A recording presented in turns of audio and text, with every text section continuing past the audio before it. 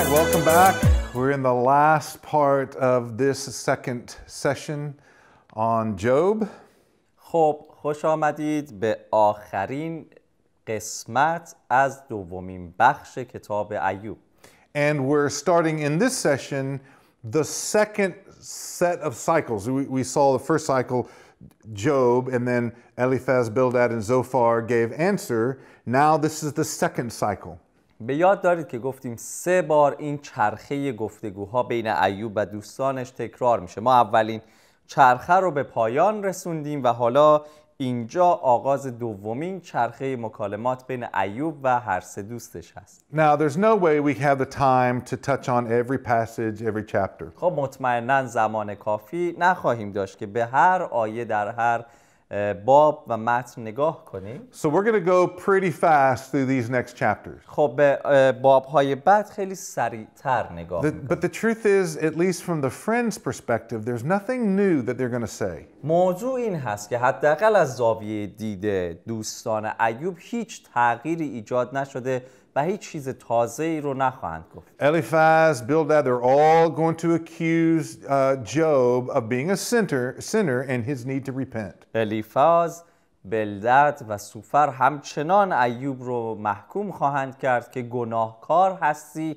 و رنج‌های تو ثمره گناهان توست. So here's your assignment. خب این یکی از تکالیف شماست. I want you to read through these passages, these chapters, and I want you to identify those times where the formula is very clear in the responses of the 3 friends. میخوام باب‌های پیش رو شما به دقت مطالعه بکنید و هر کجای این آیات که اون فرمول معروف که راجع بهش صحبت کردیم خیلی واضح و مشخص هست رو برای ما بنویسید. For example, chapter 15, verse 6. به عنوان مثال باب 15 آیه 6.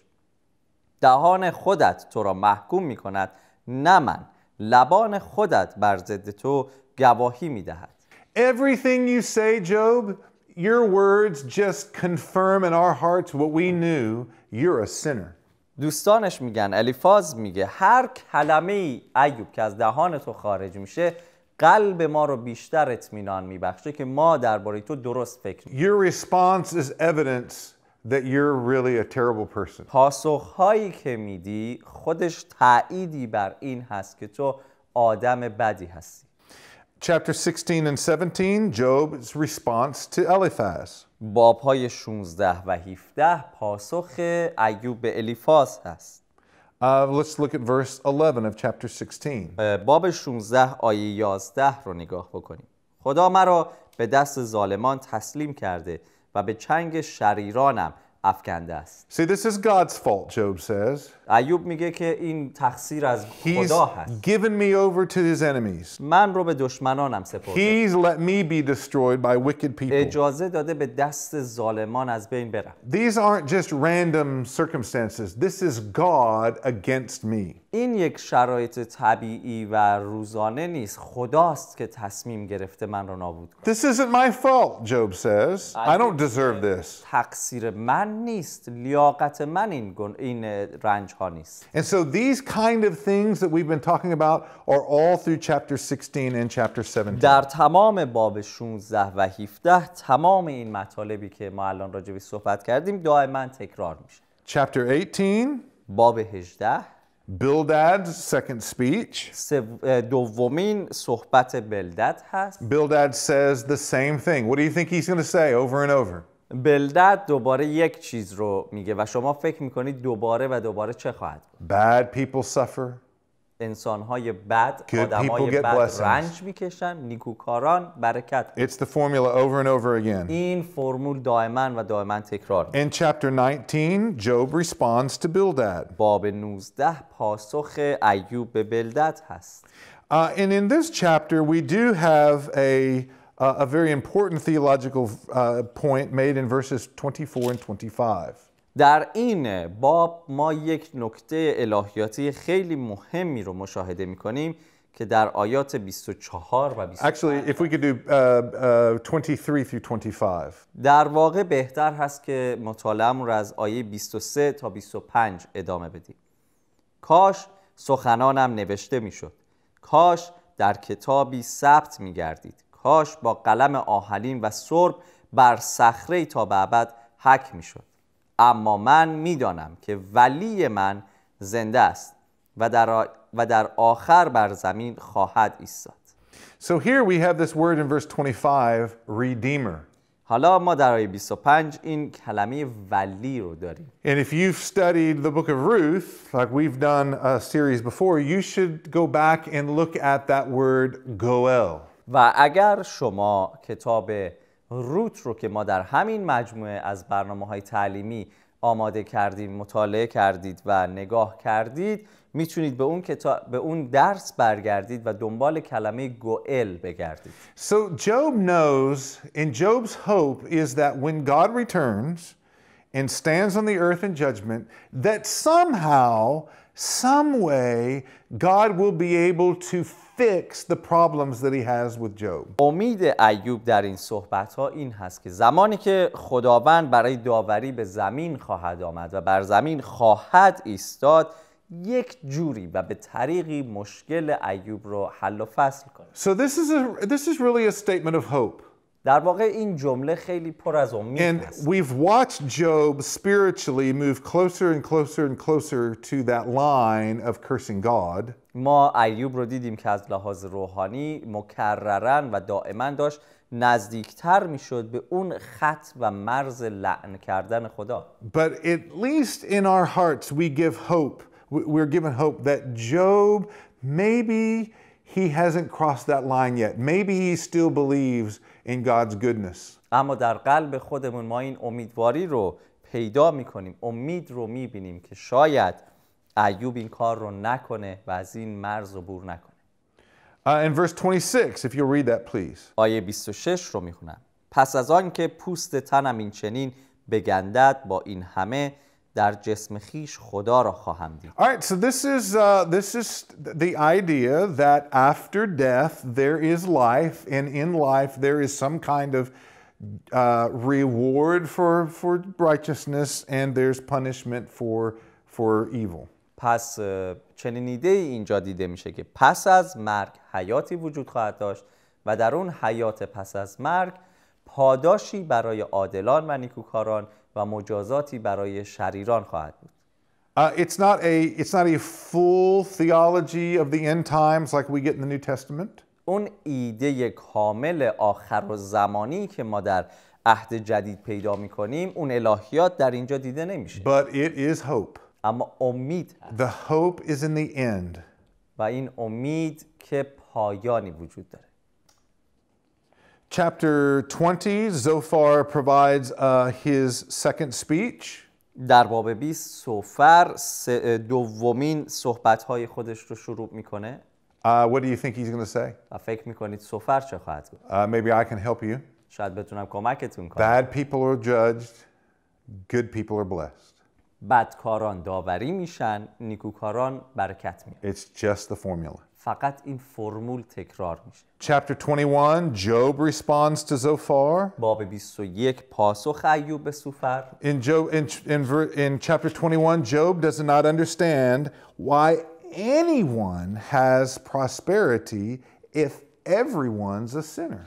و در باب 21 این موضوع برای ایوب گنگ هست، نامفهومه که اگر همه نتیجه رفتار خودشون رو خواهند یافت، چرا شریران ثروتمند و سالم هست؟ And how come the good people still suffer in the world? و چرا نیکوکارانی هستند که در جهان رنج میبینن؟ So Job is saying your formula doesn't work. و ایوب میگه این فرمول And I look around and it doesn't work around me. من به دور و برم نگاه میکنم، هیچ کس رو نمیبینم که با این فرمول درست زندگی کرده. Eliphaz begins the third and final cycle. الیفاز شروع میکنه دوباره 22. در باب 22 آخرین دور از 3 دور صحبت ها رو آغاز میکنه. Job, you're out of control. و میگه که ایوب تو دیگه از کنترل خارج شد. And your words show the wickedness of your heart. و کلمات زبان تو شرارت قلبت رو آشکار میکنه. Chapters 23 and 24 is Job's response to Eliphaz. باب‌های 23 و 24 پاسخ ایوب به الیفاز هست. And it's more of the same. و خیلی شبیه قبل. Job wants his day in court with God. دوباره ایوب دنبال روزی هست که با خدا در دادگاه باشه. He wants to be able to face God and talk to him about his problem. دنبال فرصت میگرده که با خدا روبرو بشه و درباره مشکلاتش با او صحبت کنه. But when he tries, God can't be found. ولی زمانی که تلاش میکنه برای این خدا یافت نمیشه. Let's look at chapter 3, verses 4 and verse 8. باب 23 آیات 4 و 8 رو میخونم. آنگاه دعوای خود را به حضور او عرضه می داشتم و دهان خیش از حجتها آکنده می ساختم. اینک به سوی شرق می روم و او آنجا نیست، به سوی غرب اما او را نمی بینم. So I would stand before God, but when I try, you can't find him. He's not there. خب من در حضور خدا ایستادم ولی وقتی میخوام با او صحبت کنم و او رو بیابم نیست. In chapter 24, verse 1, Job says, let's just finish this and just kill me now, let me be judged now, and quit waiting for me to come into judgment later. در باب 24 آیه 1 ایوب میگه که بیا تموم کنیم این داستان رو، چرا همین الان من رو نمیکشی و بذار در مرگ انتظار روز داوری رو بکشم. I'm tired of waiting. از انتظار خستم. Chapter 25 is Bildad's third speech. باب 25 سومین سخنان بلدد هست. There's nothing really new here. هیچ چیز واقعا جدیدی در صحبت‌های او نیست اینجا. Bildad says that bad people get what they deserve. بلدد میگه افراد بد، آدم‌های بد آنچه که لایقش هستن دریافت میکنن. It's the same, it's the formula. دوباره همون فرمول هست. Chapter 26 is Job's response to Bildad. باب 26 پاسخ ایوب به بلدد. In chapter 27, Job continues to say that he's innocent. در باب 27 ایوب به خطابه‌های خودش ادامه میده درباره بیگناه بودنش. Verse 6 is important. Chapter 27, verse 6. آیه 6 از باب 27 مهم هست. Job will not be moved from his position of innocence. و ایوب از جایگاه خودش به عنوان بیگناه بودن کناره‌گیری نمی‌کنه. این آیه اینطور میگه: همچنان بر پارسای خود پای خواهم فشرد و از ایستادگی بر آن دست نخواهم کشید. دلم تا زنده ام مرا سرزنش نخواهد کرد.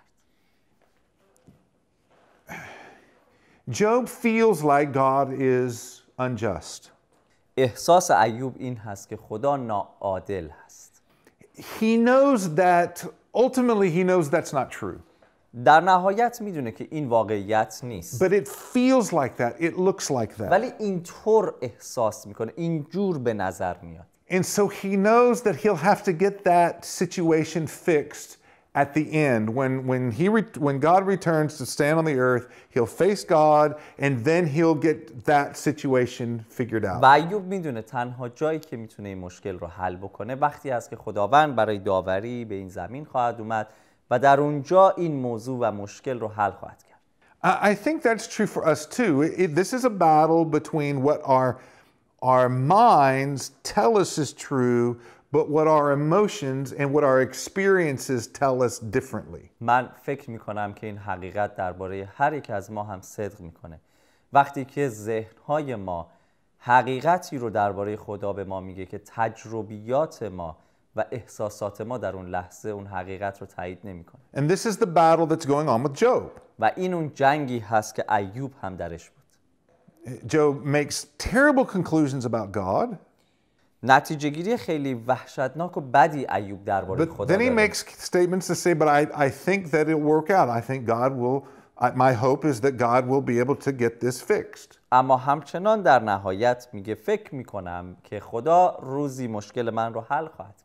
It is a battle between what is true and what feels like it is untrue. جنگ بر سر این هست بین حقیقت و آنچه که به نظر غیر حقیقی میاد. And that's going to be the problem you face as well. و مطمئناً این مشکلی هست که هر یک از شما هم با اون روبرو خواهید. Your emotions احساسات شما and your experiences و تجربیات will شما tell you things differently or challenge what the Bible says is true about God. چیزی متفاوت درباره خدا به شما خواهد گفت و یا به چالش خواهد کشید اون حقیقت هایی رو که کلام خدا، کتاب مقدس درباره خدا تعلیم میده. But at the end, Job in chapter 27, Job is going to hold on strong to his innocence. ولی در باب 27 در نهایت ایوب همچنان بر بیگناه بودن خودش پافشاری میکنه. So we've really completed the cycle of Job's and the friends' conversation, because if you look in chapter 28, we'll look at that in just a moment, and then chapter 29 and through 31, who is Job speaking, you have one person missing in this conversation. و تا اینجا با پایان باب 27 در واقع ما به پایان دوره و چرخه صحبت‌های ایوب و سه دوستش رسیدیم و اگر به باب‌های 28 و 29 نگاه بکنید صحبت‌های ایوب خواهد بود، ولی به نظر میرسه که یک شخصی در اینجا از قلم افتاده. Yeah, Zophar doesn't give his third speech. سوفار سومین بیانیه یا خطابه خودش رو نمیگه. And I think it's because everything that could be said has been said. چرا؟ چون که به نظر میرسه که هر آنچه که نیاز به گفتن داشته گفته شده. They're finished. تموم شده. They've said the formula, they've said it every way they can. هر شکل و نوعی که میتونستن این فرمول رو بارها و بارها به ایوب گفتن. Job has refused to repent. و ایوب از توبه سر باز می‌زنه. They stand in conflict with no resolution. در حقیقت در یک کشمکشی هستن که در اون هیچ نتیجه‌ای نیست. I think they're exhausted. به نظر میرسه که دیگه بریدن. Okay, so we've looked at all the cycles of the speech. We've seen all of the discussions from chapter 3 to chapter 31. بنابراین ما به تمام این دوره‌های خطابه‌ها و صحبت‌ها از باب 3 تا باب 31 نگاه کردیم. The one chapter we've not looked at is chapter 28. بابی که بهش نگاه نکردیم تا حالا باب 28 است. We're not going to have time to read the entire chapter. I want you to read it, and I want you to read it very slowly and very clearly, because it's an interesting chapter in this set of dialogue that we've been reading. ما فرصت کافی نداریم عزیزان که بخوایم همه باب 28 رو الان مطالعه کنیم و بخونیم، ولی من از شما میخوام که شما این باب رو به تنهایی مطالعه کنید و خواهش من اینه که خیلی شمرده شده، آهسته و با دقت این کار رو انجام بدید و متوجه میشید که این باب جایی در بین یک چیزی قرار گرفت. So what I want you to do right now is I want you to pause the video, stop the video right now. کاری که الان میخوام انجام بدید این هست که برای لحظاتی این ویدیو رو متوقف کنید. And I want the oldest person in your group to read this chapter. و میخوام بزرگترین، مسنترین و مطمئناً هیچ کدوم از خانم‌های جمع شما این مسئولیت رو قبول نخواهند کرد، ولی مسنترین بین شما این متن رو، این باب رو مطالعه کنید، بخونید. And then after you've read it, then I want you to push play and then we'll continue. و وقتی که این باب قرائت شد، خونده شد، لطفاً ما رو برگردونید، دکمه پلی رو بزنید چون ادامه خواهیم داد. Okay, welcome back. Did you read the passage like I told you? خب خوش آمدید. آیا اون متن باب 28 رو اونطور که خدمت شما عرض کردیم خوندید؟ It's a very interesting chapter, isn't it? باب جالبی هست، اینطور نیست؟ And we're not exactly sure who is speaking. و کاملا مطمئن نیستیم که چه کسی داره صحبت میکنه. We only have three contestants for the reading. فقط برای خوندن ما 3 حالت داریم. The first possibility is this chapter is Job, that Job is the one saying this chapter. اولین امکانی که وجود داره این هست که این متن، این باب سخنان ایوب. The second possibility is one of the 3 friends. دومین امکانی که موجود هست اینه که یکی از 3 دوست این حرفا رو زده. Or perhaps this is the narrator. یا سومین حالت این هست که راوی اینها رو میگه. It's really a mystery, isn't it? مثل یک راز هست، اینطور نیست؟ As you read the passage, it just seems too calm to be Job. در حقیقت وقتی متن رو میخونید اینطور هست که برای ایوب بودن باید خیلی آرام باشه. And it seems it's not angry enough to be one of the three friends. و اونقدر عصبانی نیست گوینده که بتونه یکی از سه دوست باشه. Besides, there's no picture of the formula in this chapter, so it doesn't really feel like that whoever wrote this was one of the three friends. و چون هیچ اشاره و تصویری از اون فرمول معروف این سه دوست در این متن دیده نمیشه در این باب، به نظر نمیرسه که گوینده یکی از سه دوست باشه.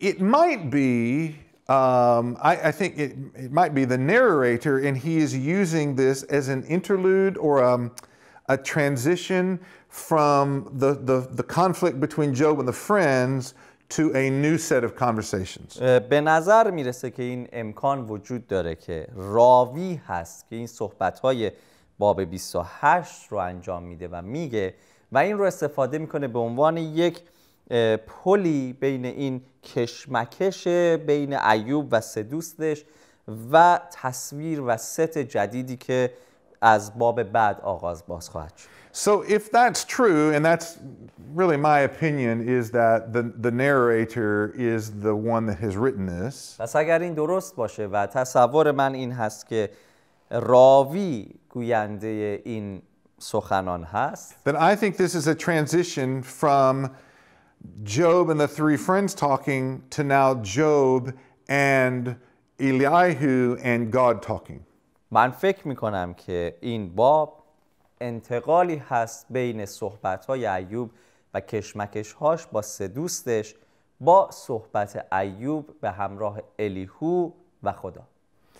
So if that's true, then there may be another way of seeing the structure of the book of Job.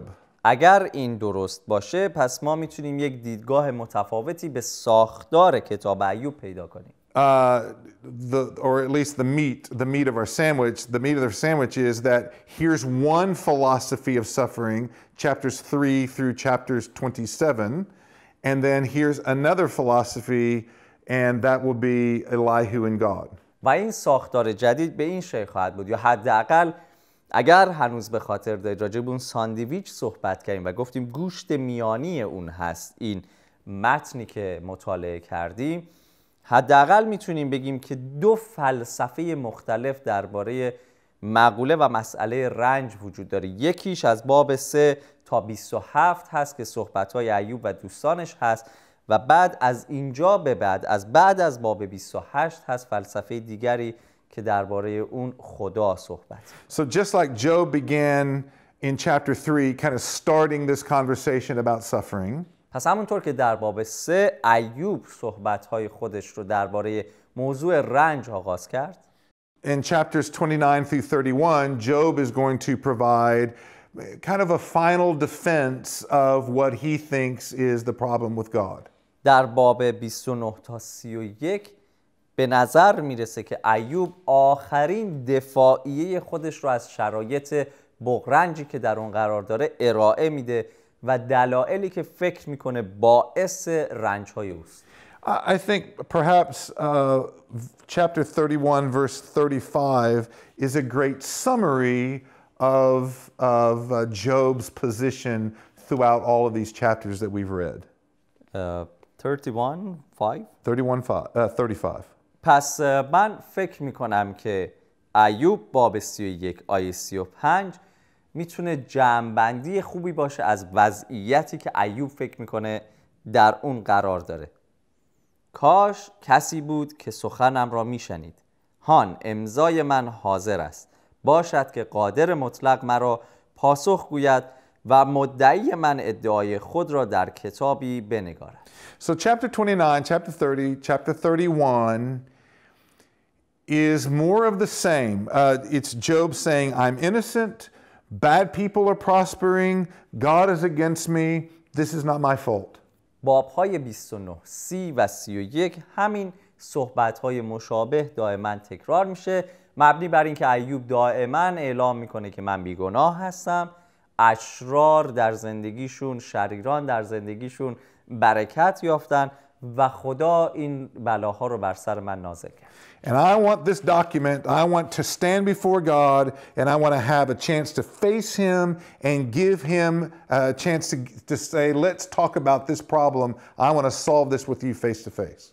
و به نظر میرسه که ایوب میگه من مدارک خودم رو جمع کردم، در دست دارم، منتظر روز و لحظه‌ای هستم که در حضور قادر مطلق خدا بایستم، او را رو در رو ملاقات کنم و بگم حالا بیا با هم رو در رو راجع به این مشکلات من صحبت کنیم. So we're finished with this segment.